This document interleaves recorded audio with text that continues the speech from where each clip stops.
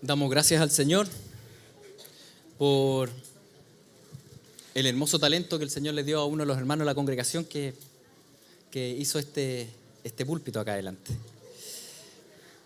Pero la verdad, el tema de este púlpito obedece a una verdad doctrinal que queremos representar a través también de los artísticos. Y esa verdad doctrinal es que creemos que nos juntamos para glorificar al Señor y escuchar su palabra. Es decir, representa la centralidad de la palabra de Dios en lo que es la predicación acá en la congregación. Estábamos funcionando con esa mesita blanca media movediza, ¿no es cierto? Pero nos daba la impresión que al predicar con esa mesita al lado, la centralidad estaba más en la persona. Así como que queremos representar que la centralidad está en la palabra, porque la verdad es que la autoridad no se desprende de lo que nosotros pensemos, sino que de la misma Biblia, que es la que nos habla a nosotros, donde el Espíritu Santo, ¿no es cierto?, utiliza las palabras de Él para hablarnos. Así que aquí es como si estuviese parado dentro de la Biblia, ¿no es cierto?, de alguna manera, en la Escritura, y que el Señor nos ayude todos los años que Él nos tenga acá en la tierra, poder predicar su preciosa palabra. Hoy día, adivinen de qué voy a predicar. Adivinen de qué versículo. Porque por gracia sois salvos por medio de la fe. Esto no de vosotros, pues es don de Dios, no por obras para que nadie se gloríe. Porque somos hechura suya, creados en Cristo Jesús para buenas obras, las cuales Dios preparó de antemano para que anduviésemos en ellas. Ya he hecho 2 predicaciones acá respecto a este pasaje, a estos 3 versículos.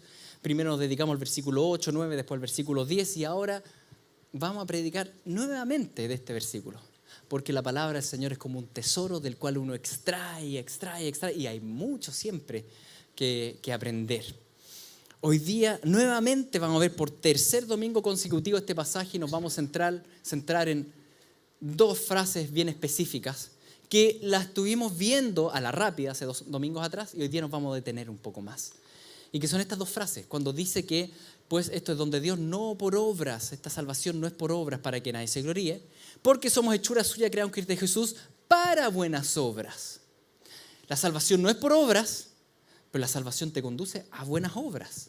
Y ese es un tema que tenemos que masticar, porque hay mucha confusión al respecto, tanto en las congregaciones como en nuestra propia vida. Hay mucho que esto tiene que ver con nuestra vivencia cristiana y cómo la vivimos y que tenemos que analizar el día de hoy. Primero repasando un par de conceptos que hemos visto. Hemos hablado harto que la salvación no es por obra, no es por méritos. Y eso es algo que no es tan evidente, no es tan claro para la mayoría. Cuando uno va al centro y conversa con alguien, le dice, bueno, si tú te mueres, ¿a dónde vas? Muchos te dicen, bueno, voy al cielo. Y tú dices, ¿por qué vas al cielo? Y la gran respuesta, al menos lo que yo he escuchado mucho, es que te dicen, es que no he matado a nadie. ¿No es cierto? No he matado a nadie. Y esa respuesta es engañosa por varios motivos. En primer lugar, porque Jesucristo dice que sí hemos matado a gente, porque desde el momento que nosotros hemos tenido amarguras, rivalidades y rencores y hemos cortado a gente, los hemos matado en nuestro corazón. ¿Y quién no ha hecho eso? ¿Ya? Eso en primer lugar. Pero en segundo lugar, es que el criterio de entrada para llegar al reino de los cielos no es un solo mandamiento. Es el cumplimiento de todos los mandamientos. ¿Y quién cumple todos los mandamientos? Por eso en Santiago dice, ¿saben qué? Porque cualquiera que guardare toda la ley, pero ofendiere en un punto, se hace culpable de todos. Es como si viniera el ladrón ante el juez y dijera, mire señor juez, no me puede echar a la cárcel porque robé pero no maté a nadie. Está bien, qué bueno que no mataste a nadie, pero ¿qué hacemos con el robo? ¿Me entienden? O sea, no basta con que tú cumplas un mandamiento, hay que cumplir toda la ley.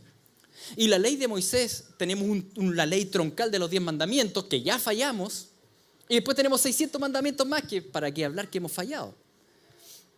Así que por las obras de la ley, nadie va a ser justificado delante de él. Por las obras de la ley, por el cumplimiento de la Torá, de la ley de Moisés, nadie va a llegar ante el trono de Dios y decir, Señor, pregúntame cualquier mandamiento, todo lo hice. Nadie será justificado, declarado justo ante Él por las obras de la ley. Por cuanto todos pecaron y están destituidos de la gloria de Dios. Todos. Es decir, nadie se va a salvar por sus propios méritos. Entonces, ¿cómo funciona la salvación? Por gracia, por medio de la fe en Jesús. ¿Sí? Porque también existe otro concepto que se nos mezcla y que es equivocado. Y Y de que las buenas obras como que pueden borrar y compensar las malas obras. Es decir, si me anduve portando mal, el domingo vengo a la iglesia y de ahí compenso un poco. Qué bueno que vengas a la iglesia, pero no tiene nada que ver con tu salvación. No llegamos al cielo porque voy el domingo a la iglesia. Así como esta lógica de mérito. Yo hago algo pasando. Señor, yo voy el domingo a la iglesia, así que me tienes que aceptar el reino de los cielos. No funciona así, queridos. La lógica de mérito, nadie se va a salvar con esa lógica. La obra la llevó a cabo Cristo en la cruz. Y con su sangre Él pagó por nuestros pecados. Y el que cree que en Jesús yo soy libre de mis pecados y soy perdonado y se arrepiente de sus pecados a los pies de Cristo, esa persona es salva. ¿Sí? Hemos hablado mucho de esto, pero se lo vuelvo a repetir porque son las lógicas que de repente rondan en nuestra mente. Por tanto, la salvación, la justificación, el ser declarados justos, o la futura glorificación de tener un cuerpo nuevo y estar ante Él, no es por mis méritos, no es algo que yo pueda hacer.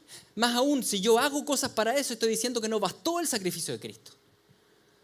Padre Santo, qué bueno que mandaste a tu Hijo, pero no bastó tanto, así que yo me voy a portar bien también para añadir a la obra. ¿Sí? Y estamos negando la obra de la cruz de Cristo. No funciona así. Está mal. Esto de que las buenas obras borran las malas es como la lógica de Pablo Escobar, ¿no es cierto? Un traficante que le da plata a los necesitados. Qué bueno que le des plata a los necesitados, pero eso no quita el pecado del tráfico. ¿Sí? La lógica del Robin Hood. No, es que está bien que yo robe a los ricos para darle a los pobres. Robo es robo. Qué bueno que seas dadivoso con los pobres, pero Robin Hood ante el trono de Dios también es culpable de robo. ¿Sí? Ya, así se nos mete todo el pensamiento del mundo muchas veces a nuestra vivencia cristiana, pensando que a través de los méritos podemos de alguna forma poner a un lado las pecaminosidades. No, la salvación es por gracia, es por medio de la fe en Jesucristo.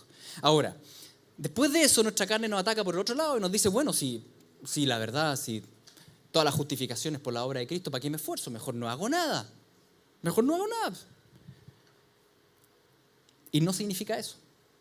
Lo que significa es que la motivación por la cual hacemos el bien no debe ser el mérito de la salvación. La motivación por la cual hacemos el bien es gratitud por la obra que Él llevó a cabo.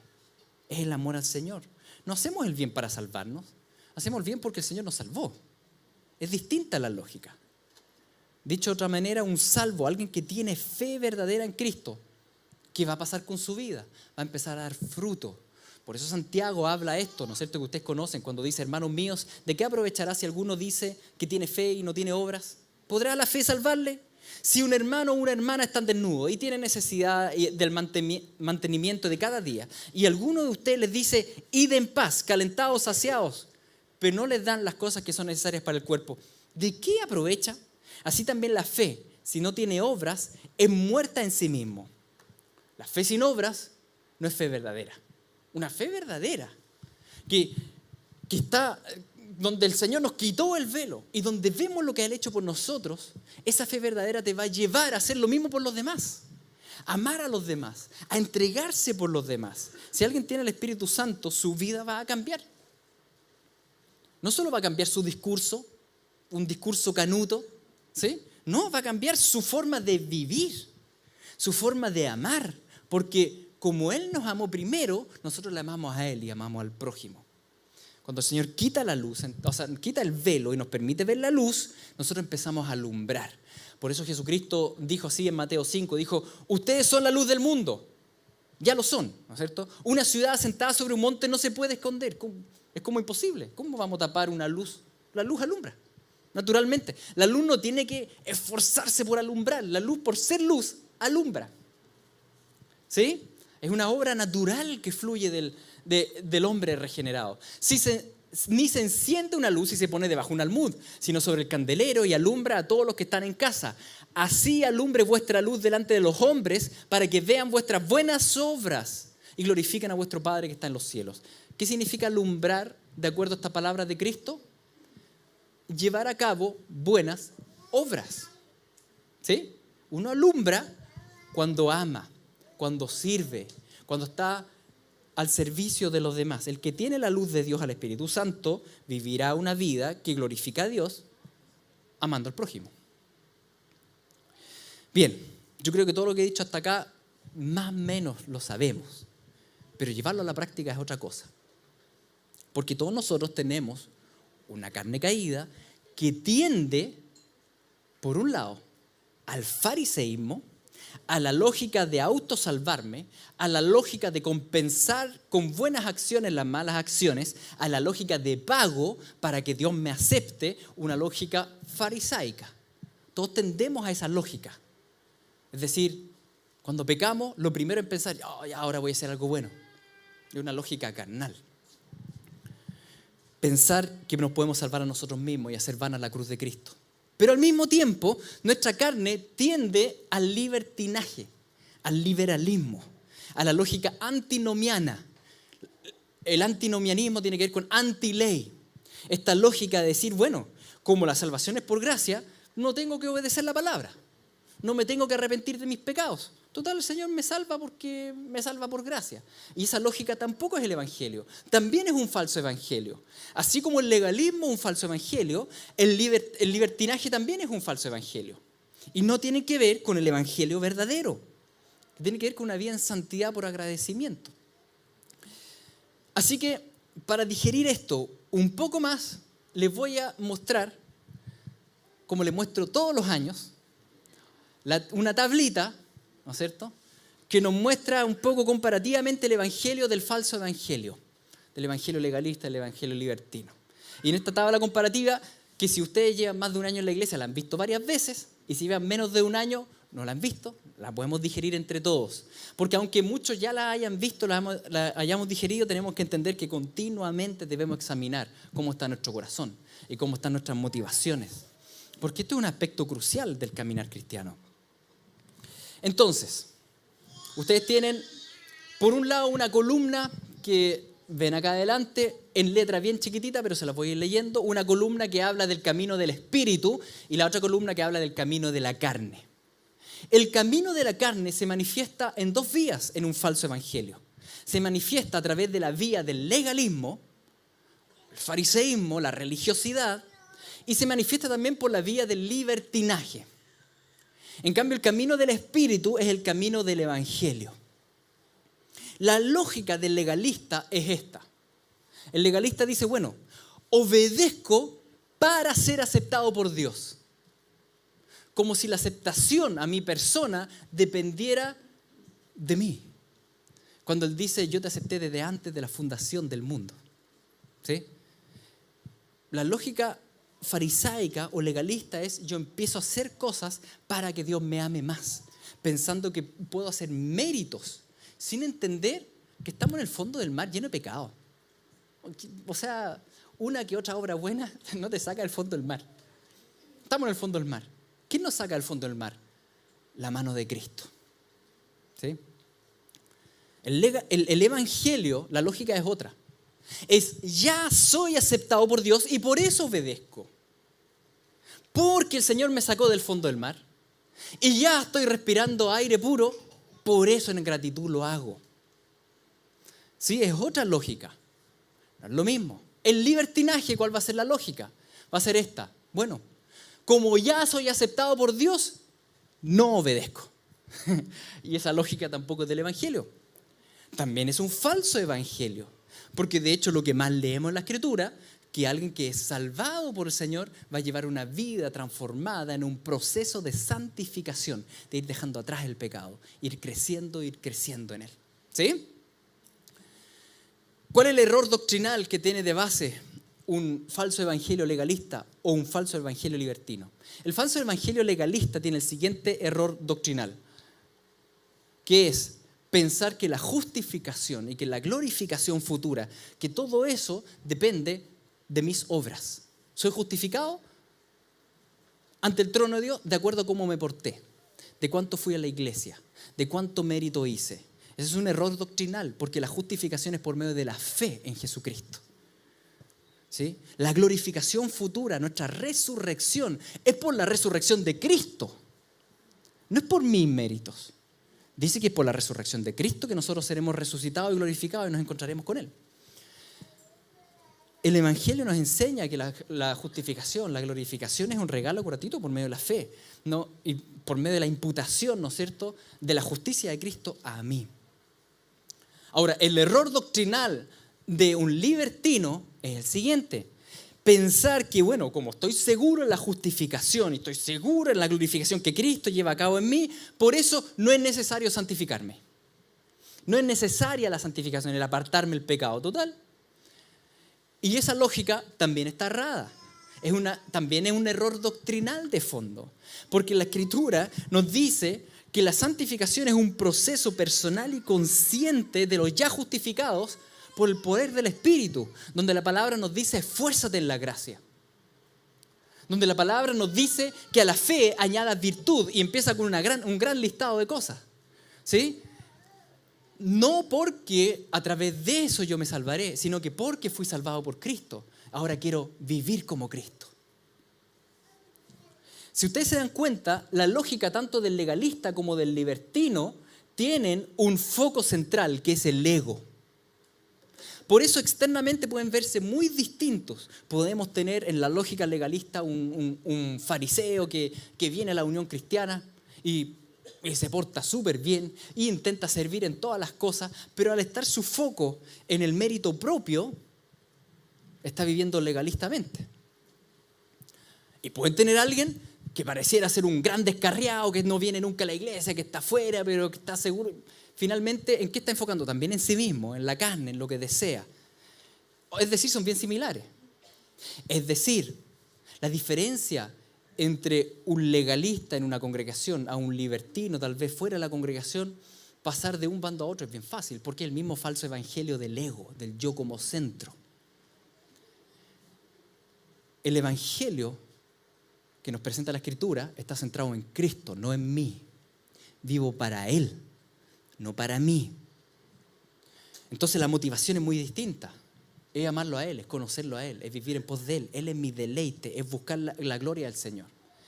El falso evangelio del legalismo o del libertinaje está buscando centro en sí mismo. Es orgulloso, busca la vanagloria, busca, ¿no es cierto?, la pereza, la lujuria, busca el control, busca el poder. A ver, queridos, esto es súper importante entenderlo, porque esto es muy fácil de infiltrarse en las congregaciones, en medio de nosotros, porque es un tema de motivación. Podemos tener dos personas sirviendo, pero una está sirviendo porque sigue con la lógica carnal de ir agarrando fama, que me acepten, de agradar a los demás, de ir subiendo en jerarquía. Por eso hay tanto pastor chanta. ¿Por qué? Porque el pastorado es una posición de poder y es muy peligroso. Entonces tal vez no ascendí en la empresa, pero voy a una iglesia y me pongo a servir y que me pongan de líder y me gusta, y después que me pongan de no sé qué y después anciano y empieza a ejercer influencia y poder y a través de la manipulación y el control te tienta la carne. Es muy complicado. Cuando el camino del evangelio es otro. Jesús vino a invertir la pirámide de poder. Él dice: el que quiera estar, en realidad el que quiera estar arriba tiene que ponerse bien abajo, como yo lo hice, dice Cristo. Tiene que hacerse servidor de los demás. No tiene que ver esta afán de la búsqueda de la gloria propia, que lamentablemente muchas veces se infiltra este empresarialismo eclesiástico. Esta lógica de ir escalando en posiciones. El reino de los cielos no es así. El reino de los cielos uno va bajando, sirve a más personas. Antes servía a 1, después sirvo a 10 y ahora soy esclavo de 1000. Estoy al servicio de todos. Tenemos que poner ojo con nuestro corazón, porque el Señor reparte los dones como quiere. En el evangelio uno está focalizado en Cristo, en glorificarlo a Él. Si el Señor me da un don A, qué bueno. Y si me da un don B, qué bueno también. No me ando comparando. No ando menospreciando al que se ve como más carnalcito, o está en una posición que yo no estoy. No anda tampoco envidiando al que pareciera estar más arriba. Entonces esas son lógicas carnales del mundo. No debe estar eso en medio de nosotros, hermanos. No puede estar eso en medio de nosotros. Porque tiene que ver con una falsa religión, un falso evangelio. En Cristo nosotros no buscamos escalar ¿en qué? ¿En rol? Dice la Escritura que el Señor reparte los roles como Él quiere. Y que nuestro objetivo central sea conocer a Cristo y vivir en mansedumbre y humildad, estimando a los demás como superiores. Entonces, ojo, porque podemos estar viniendo a la iglesia, podemos estar sirviendo en muchas cosas, pero mi lógica interna está podrida. En realidad en mí hay búsqueda de poder, hay búsqueda de control, hay búsqueda de fama, hay búsqueda de escalar. ¿Cuál va a ser el fruto de eso? ¿Qué creen ustedes? ¿Cuál va a ser el fruto? El fruto lamentable que hemos escuchado tantas veces. El fruto de que tu deleite sea la apariencia de piedad, de que sea esa autosuficiencia salvífica, la fama entre los creyentes, el fruto de una vida que va en pos de las sensaciones pasajeras, tal vez en el libertinaje y las vanidades de la vida y la aprobación de los incrédulos. Finalmente el ego, el fruto del ego, ¿cuál va a ser el fruto de la carne? Es decir, inmoralidad sexual, fornicación. Gálatas 5. Contiendas, celos, envidias, enojos.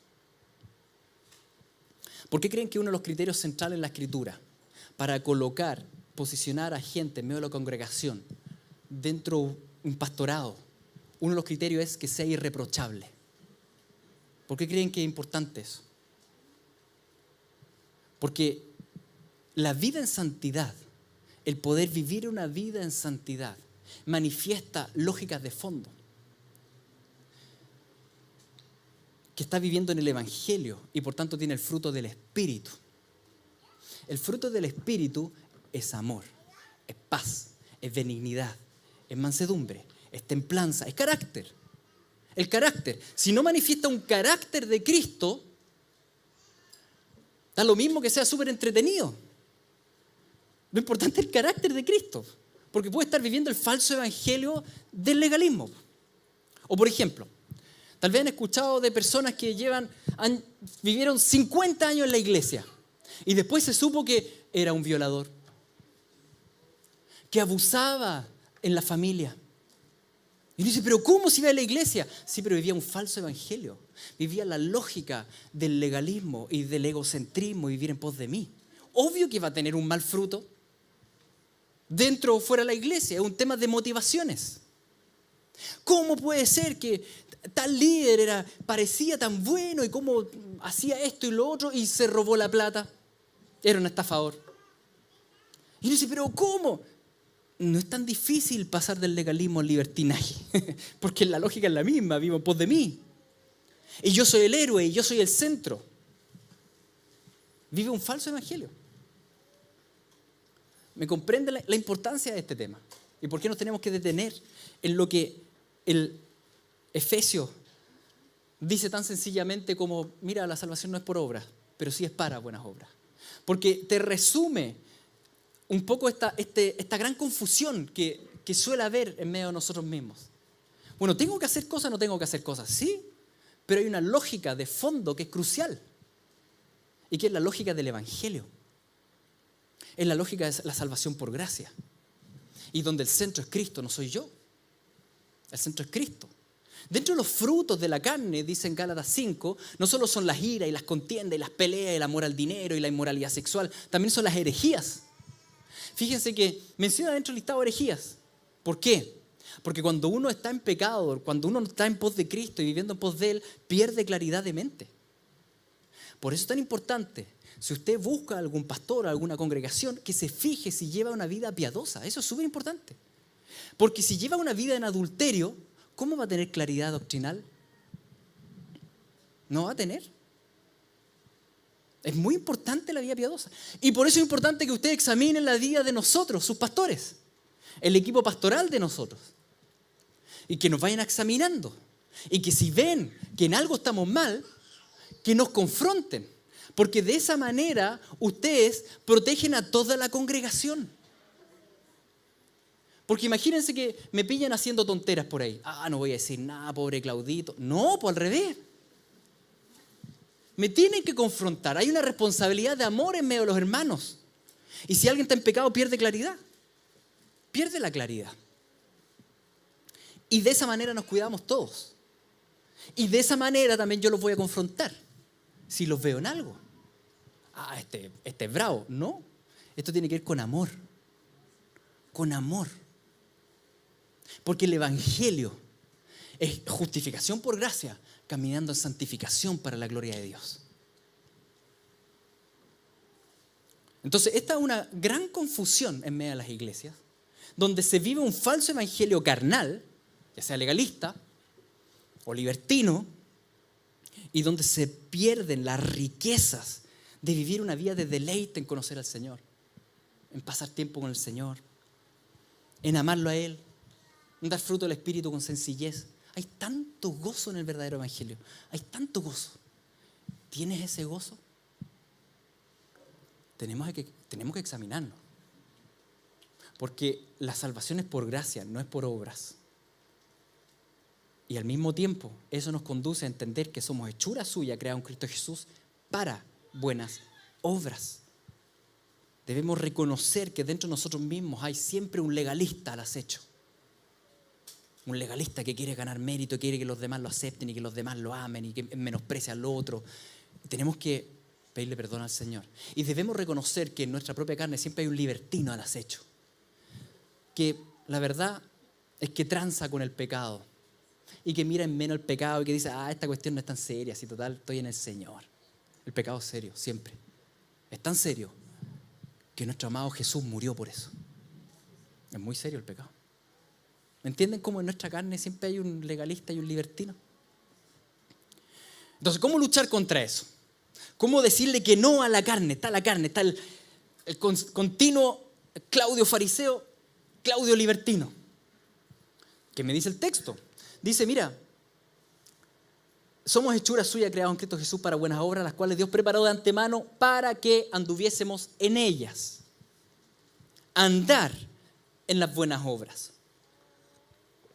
Andar en las buenas obras. No basta solo con luchar continuamente diciéndole que no a la carne. No, es que no tengo que hacer esto, no tengo que hacer esto. Y resulta que en el Señor yo ahora tengo deseos del Espíritu. El Espíritu tiene deseos buenos. Dios Padre tiene un recorrido de buenas obras. Y que el mandato bíblico es decirle que sí al Espíritu. Mientras más yo le diga sí al Espíritu, menos tiempo voy a tener para la carne. Mientras más yo le diga no al Espíritu, más voy a estar luchando con la carne. O, dicho en términos de Gálatas 5, los que son de Cristo han crucificado la carne y sus posesiones. No es que esté luchando continuamente. Lo crucificó, se dio vuelta. Y si vivimos por el Espíritu, andemos también por el Espíritu. Fíjense cómo el camino del Espíritu es un recorrido. El de la carne es simplemente morimos. Declararte muerto. Y decirle continuamente que sí al Espíritu. Entonces lo voy a bajar a lo bien concreto para que entendamos esto. Que nuestra vida cristiana no consiste solo en decirle que no a la carne. Seguir el deseo del Espíritu. El Espíritu Santo es Dios. ¿Cuál es la misión de Dios? La gloria de Dios. Todo lo que el Espíritu Santo desee, el deseo que ponga en ti, te va a llevar a hacer cosas para glorificar al Señor. Por ejemplo, va a poner en ti el Espíritu Santo el deseo de orar y de comunicarte con tu Padre. Y el Espíritu Santo va a poner en ti el deseo de leer la palabra, de leer la Biblia y conocer más a Cristo, porque toda la Biblia me enseña de Cristo. Y el Espíritu Santo va a poner en ti más deseo de congregarte, porque ahí te juntas con los hijos de tu Padre Celestial y puedes glorificar junto al Padre Celestial. Va a poner en ti esos deseos. Mientras más tú le digas que no al Espíritu, vas a estar luchando más con la carne. Y el Espíritu Santo va a poner en ti deseo de cantar alabanza, porque de esa manera tú exaltas a Cristo. Y el Espíritu Santo va a poner en ti el deseo de llevar a cabo obras de misericordia con el prójimo para alumbrar al Padre, glorificarlo a Él. Y el Espíritu Santo va a poner en ti el deseo de predicar el Evangelio a alguien. Y tú vas a decir, chuta, ¿esto será mío o no? A la carne no se le ocurre evangelizar a alguien, por si acaso.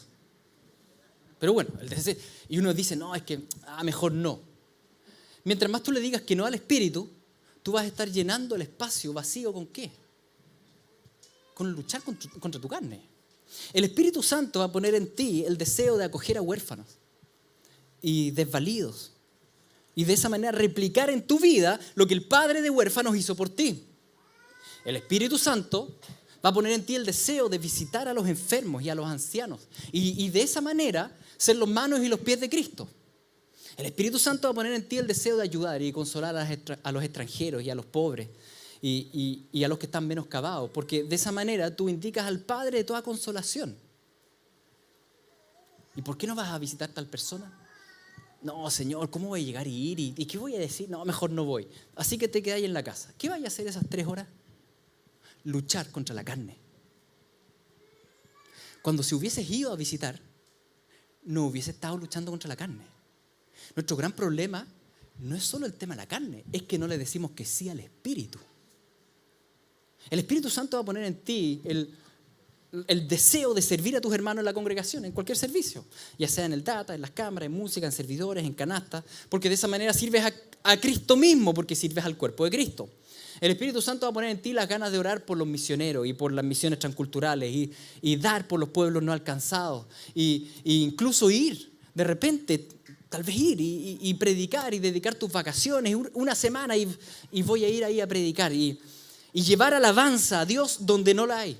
El Espíritu Santo va a poner en ti el deseo de ayudar a limpiar una casa de un discapacitado. Y cuando tú digas no al deseo del Espíritu, vas a luchar contra la carne. Miren, malgastamos nuestro tiempo con miles de series. Y decimos, bueno, miles de juegos de computador. Y lucho y tal vez estás luchando con no mirar pornografía. Ya, está bien. Luchemos, digamos que no. Pero si tú no reemplazas ese tiempo por los deseos del Espíritu, ¿qué vas a hacer? ¿Vas a estar sentado en el sofá diciendo, no voy a ver porno, no voy a ver porno, no voy a ver? Vas a ver igual. No es un problema de solamente decirle que no a la carne. Es que no estamos andando en el camino de buenas obras que Dios preparó. El Espíritu Santo va a poner en ti deseo de llamar por teléfono a los descarriados. Oye, ¿cómo estás? ¿Cómo estás con el Señor? El Espíritu Santo va a poner en ti el deseo de ir a hacer un voluntariado a un hogar del Sename o de niños. El Espíritu Santo va a poner en ti las ganas de ir a la cárcel, a pregonar libertad a los presos espirituales.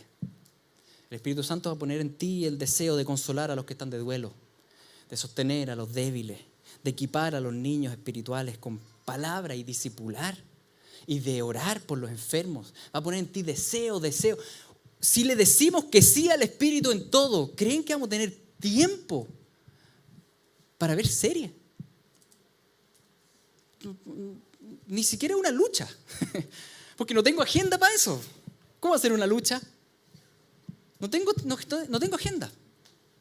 Si tú estás en adulterio y pasas tiempo con la amante, significa que eres un ocioso en el Señor. No solo un pecador, ocioso en el Señor. Nunca le has dicho que sí al deseo del Espíritu. Tienes tiempo para andar haciendo puras tonteras. ¿Me entienden? Hay una lógica de fondo en el Evangelio que tal vez está muy mal. La vivencia en el Evangelio no es solo un no.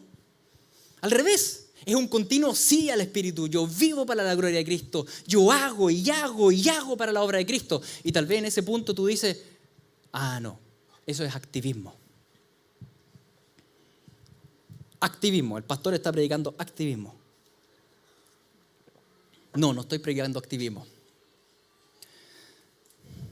El activismo el problema del activismo no es el hacer. ¿Cuál será el problema del activismo? Porque si el problema fuese el hacer, la solución del activismo, ¿cuál sería? El hacer nada. Y esa no es la solución. ¿Acaso el Señor nos mandó a ser flojos? O sea, estamos diciendo que no quiero ser activista, así que voy a ser ocioso. Tampoco ¿cuál es el problema del activismo? El problema del activismo es el hacer con lógicas erradas. El hacer con prioridades erradas. Ese es el problema del activismo. Entonces, yo activo y hago cosas con una lógica legalista de yo mismo exaltarme frente a los demás. Yo hago para que piensen bien. Yo hago para subir en jerarquía. Yo hago para... Y la lógica nunca es glorificar a Cristo. Porque si la lógica fuese glorificar a Cristo, mis prioridades estarían bien ordenadas. Primero Dios, segundo la familia, tercero la iglesia. ¿Por qué la familia? Bueno, porque eso hace Cristo, ¿no? Él hace todo por su novia, su esposa. Eso hace Dios Padre, Él hace todo por sus hijos. La familia. O como dice Pablo, si tú te dices creyente y ni siquiera cuidáis por los tuyos, entonces no, estamos mal, dice. Entonces no podemos ir en pos del servicio dejando a un lado la familia, ¿sí? Ahora, ¿qué es lo que pasa con el servicio en la familia? El servicio en la familia es muy poco honrado por los demás. Es muy poco bien visto por los demás. Porque ¿quién es profeta en su propia casa? ¿Y qué tanto te agradece? En cambio, cuando uno está sirviendo con otros y todo, tal vez te dicen, oye, mira, esta persona, y uno tiene admiración. En cambio, en la casa, tal vez tú sirves y no estás ni ahí con tu servicio. Y qué bien nos hace eso a nuestro ego. Nos hace bien. Por eso es tan importante que tu primer servicio al Señor sea tu familia. Lo que no quita que ocupes todo el resto del tiempo para servir al Señor también en la iglesia y en el mundo donde quiera que el Señor te tenga. Por tanto, el problema del activismo no es el hacer, es la motivación del hacer. El por qué tú haces lo que haces y cómo ordenaste tus prioridades de acuerdo a tus lógicas internas. No sé si me explico. En el Evangelio nadie está ocioso. Nadie está ocioso. Ni siquiera tienes tiempo para ti mismo en eso. Porque tú sabes, Dios trabaja. Así que como Él trabaja, yo también trabajo para Él. La lógica es el amor, es la gratitud al Señor, es la gloria del Señor donde quiera que Él me ponga. Y si me pone con una ovejita, bien, pues Señor. Y si me pone 1000 ovejitas, bien también, si yo sirvo al Señor. Da lo mismo con quien me ponga el Señor. Y si justo, Señor, es una ovejita que, no quería esta ovejita, pero bueno, voy a amarla de todo corazón. Y no andamos mirando los rebaños al lado, oye, ¿por qué, Señor, tú me tienes sirviendo en esto? Y yo quería, con esas ovejitas tienen mejor olor que estas de acá. Esa es una lógica egocéntrica, ¿sí? Servir donde yo quiero, donde me siento más a gusto. No, tú sirves donde Dios te ponga y con las personas que Dios te ponga al frente. Porque muchos van a decir, tal vez después de esto, entonces, ¿a dónde voy? Y empezamos a mirar, esto es lo que más me gusta. Más bien, mira lo que Dios ya te puso, las personas que Dios ya te puso en tu entorno, lo que Dios ya ha movido en tu entorno, porque tú estás caminando por un camino de buenas obras. Y ahí sirve. Ya sea vistoso o no vistoso. Entonces, queridos, mientras más enfoquemos en decirle que sí al Espíritu, no vamos a tener ni tiempo para la carne. En cada esquina donde uno mira hay maldad, hay necesidad, hay carencia. Y eso significa que en cada esquina también hay una oportunidad de amar, de ayudar, de suplir necesidades, de hacer justicia. A mayor oscuridad, que el mundo está entrando cada día en mayor oscuridad, más alumbra un pequeño fósforo. Alumbra un pequeño fósforo. Cuando el mundo empeora y oscurece, los hijos de Dios más trabajamos, más nos esforzamos, más hacemos buena obra, porque más queremos glorificar a nuestro Padre en este mundo oscuro. Entonces, cuando salgamos en la mañana de la casa, no miremos nuestras metas, nuestros sueños, mis logros y yo quiero llegar a esa jefatura y eso. No, tranquilo. Más bien sale con esto, Señor. Hoy día salgo, soy tus manos, soy tus pies, soy tu boca. Soy tuyo. Pon en mí los deseos que tú quieras. Y aunque me parezca descabellado a la primera, Señor, voy a decirte que sí. Que esa sea tu lucha. Decirle que sí. Y si luchas ahí en pos de eso, va a haber re poca lucha en pos del no. Re poco. Hoy estamos entregando juntos la primera semana de ayuno del año. Y es una semana de arrepentimiento y de introspección. Y realmente espero en el Señor que el fruto que salga de este tiempo de ayuno sea Isaías 58. ¿Se acuerdan de Isaías 58, el verdadero ayuno? El verdadero ayuno que hace el bien al prójimo. Lo tienen de tarea y para leerlo. Que el fruto de este ayuno, de introspección, sea salir de mi propio ego y vivir en pos de la glorificación del Señor. Y hacer las cosas para el Señor. Y para finalizar esta sección orando, vamos inmediatamente a aplicar lo que estaba hablando y vamos a orar por los enfermos. Porque también es un mandato del Señor, orar por los enfermos. Sabemos que el Señor otorga a muchos enfermedad con un propósito superior, ¿no es cierto? Que es acercarnos a Él, que es santificarnos. Lo que no quita que nosotros como hijos del Señor podamos ir ante Él y decirle: Señor, pero nuestro deseo es que los sanes, que no sufras, que se haga tu voluntad, pero igual queremos que se sanen. Por eso hay un mandato en la Biblia de ir y oren por los enfermos. Lo que vamos a hacer a continuación, vamos a orar por los enfermos. Como siempre hay muchos enfermos, no podemos hacer una filita, sería interminable, pero vamos a orar todos por los enfermos. Aquellas personas que estén enfermos y que desean oración, les pido que se pongan de pie. Los demás que estamos alrededor, vamos a orar por ellos. Si quiere poner la mano encima, puede poner la mano encima, pero lo importante es ir con fe ante nuestro Padre Celestial. Así que pónganse de pie todos los que desean oración por alguna enfermedad de ustedes, y los demás vamos a orar por ustedes. Pueden ponerse de pie los que quieren sanidad, ¿ya? Para pedirle al Señor.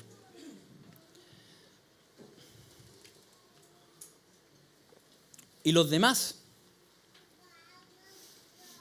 vamos a orar por los enfermos, ¿sí? Yendo con fe ante nuestro Padre Celestial. Padre Santo, tú nos mandas a orar por aquellos que están enfermos, sabiendo que Jesucristo se llevó toda enfermedad en la cruz. En este momento, en obediencia a tu palabra y con mucho amor por nuestros hermanos, te pedimos que tú los libertes de este sufrimiento. Sea lo que sea el sistema que está mal en ellos, tú conoces la enfermedad de cada uno de ellos. Venimos ante ti sabiendo que tú eres un papá amoroso, pidiéndote salud para nuestros hermanos y hermanas que se han puesto de pie. Tú conoces sus corazones, Señor. Señor, sabemos que tú eres poderoso para sanar. También sabemos que tú has permitido la enfermedad por un propósito específico.